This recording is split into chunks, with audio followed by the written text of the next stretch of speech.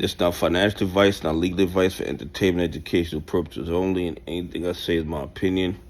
Please don't make any financial decision based on anything I say in these videos. Listen, the reverse repo been creeping up for the past few days since they did the 0.50 basis point rate cut.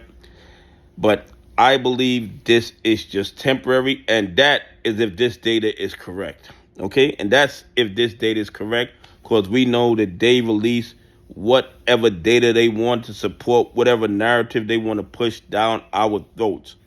So while I'm not 100% sure that this data is correct, this data is showing that there's a little bit more liquidity with these banks. Okay, the reverse repo is at $380 billion, but when you think that they started at 2.2 trillion 2 years ago, they're still in deep water. And in my opinion, in comparison to 2008, even at 380 billion, it is still a lot worse than 2008. And I believe this is just a temporary fix. This is just a band-aid. And I see the banks having major liquidity issues, and this reverse repo reverting back down to double digits, under 100 billions. That's what I see on the horizon. I believe, and this is just my opinion, that this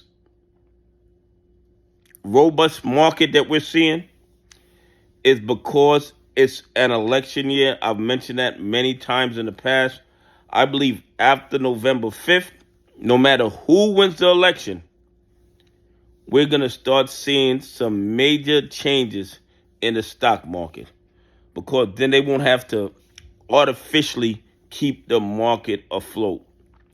So the 0.50 basis point obviously took a little pressure off the banks, and that's why I believe the reverse repo has went up to 380 billion, if these numbers are correct. But I think it's a temporary fix. I believe that they are in deep, deep trouble.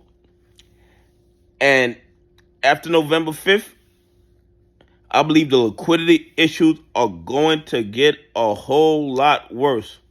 And if that BRICS summit in Russia reveals some bad news,